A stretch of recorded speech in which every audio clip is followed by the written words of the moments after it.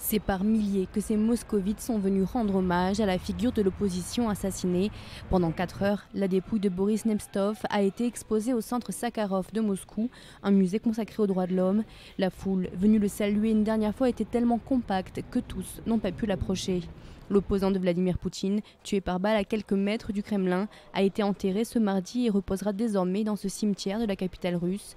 Ses proches, des personnalités politiques russes et de nombreux inconnus étaient présents. Sa mort est une grande perte pour moi.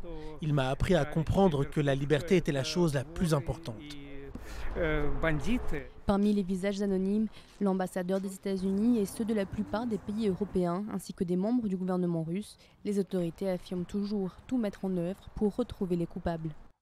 La commission d'enquête, le ministre de l'Intérieur et le service fédéral de sécurité de Russie ont entrepris toutes les mesures pour résoudre l'assassinat de Boris Nemtsov.